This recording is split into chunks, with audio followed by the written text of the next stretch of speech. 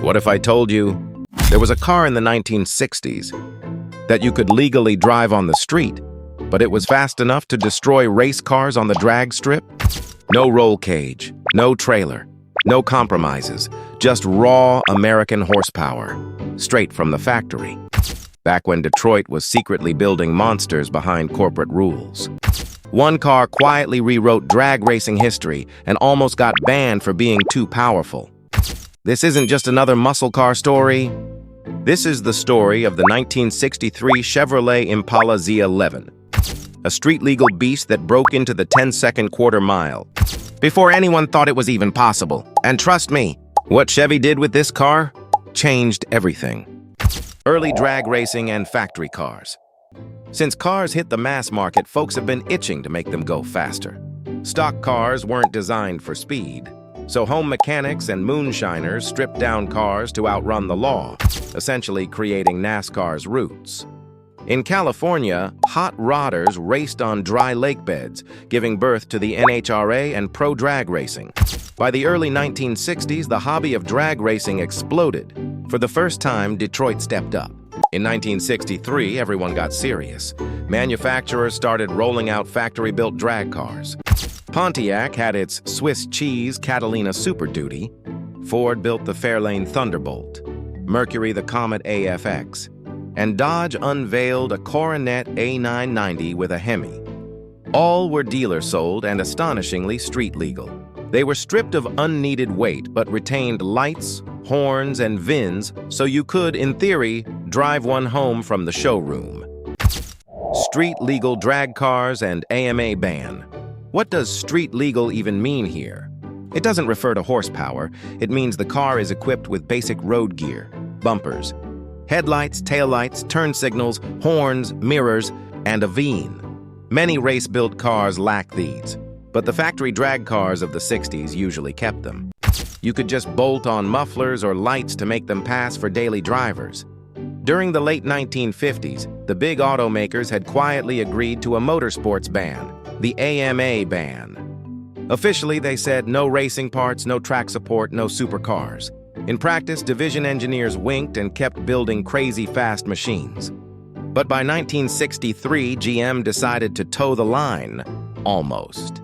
They let Chevy finish one final supercar before stamping it. And it was about to shake up the drag strip. The legendary Chevy Impala SS and the 409. To understand Chevy's drag hero, we look at the 1961-64 Chevy Impala. The Impala went from a cruiser to a performance icon with its third generation. Gone were the 50s fins. Now it had a long, sleek body.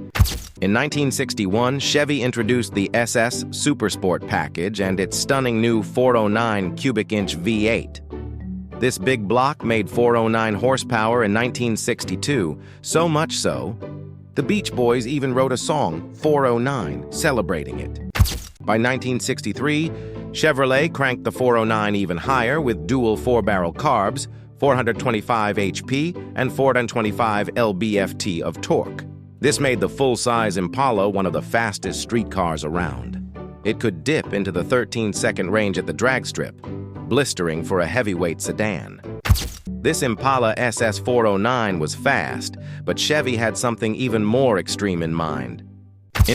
Introducing the 1963 Impala Z11.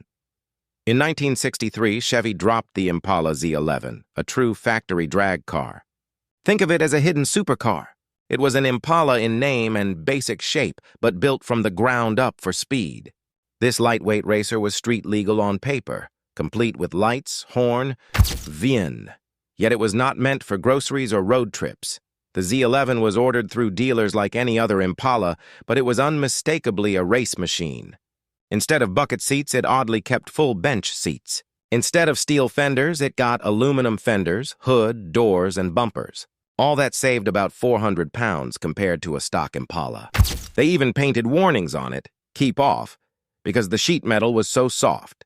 Under the hood, a monster.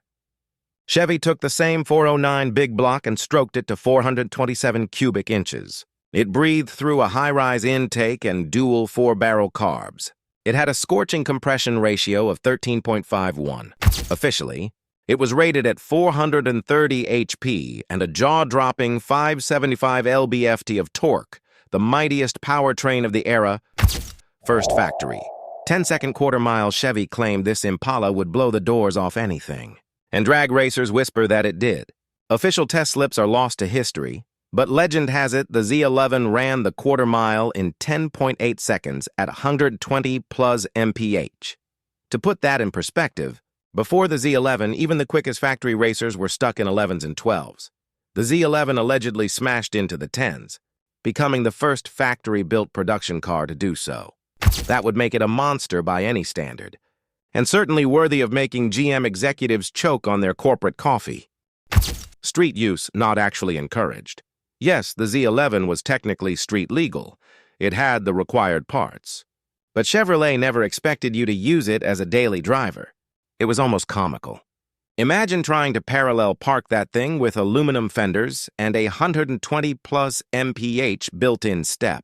Most Z11s spent their lives at the drag strip or in stock car pits. Today, the few surviving Z11s are holy grails. When one surfaced at the 2017 Mecum auction, it sold for $340,000. Even that was a steal. These rare Impalas often command $500,000 or more. That black Z11 likely rumbled off lot owners and perhaps even won a few pink slips back in the day. GM freaks out, banhammer falls. As wild as the Z11 was, GM's bosses did not like it. Seeing such a ferocious car in showrooms was nightmare-inducing. They feared lawsuits, spills, and lawsuits about the spills. In a bizarre turn of events, GM in 1963 actually sent cease and desist letters to Chevrolet and Pontiac, telling them to stop building these cars immediately. Yep, they ordered the Z11 off the menu, but it got worse. GM imposed an internal rule. No engines over 400 cubic inches in intermediate or smaller cars. That basically killed the muscle car scene at Chevy, Pontiac, Olds, and Buick. Meanwhile, Chrysler, Mopar, wasn't bound by this. Dodge and Plymouth Hemi cars, 426, 446-pack, went on to win that upcoming horsepower war. Because GM had shackled itself. The Impala Z11 was the last hurrah of the GM drag car era. Legacy and impact. The 1963 Impala Z11 didn't just win races. It shook up Detroit. It showed that factory engineers could build a street-legal sedan to drag strip champion specs. The fact that GM pulled the plug immediately tells you how much it rattled the cage. For fans and collectors today, the Z11 represents a golden moment in drag history, a time when everything was on the line: speed, glory, and even corporate deals. It's why we remember the Z11, a hidden street-legal monster that rewrote the record books. If only for a moment. Thanks for watching.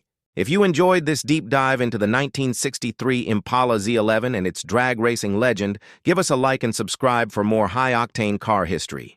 Hit the bell so you don't miss our next video about another hidden muscle car myth. What's your favorite forgotten factory drag car? Let us know in the comments below. And remember, keep your wheels planted and those engines roaring. See you next time.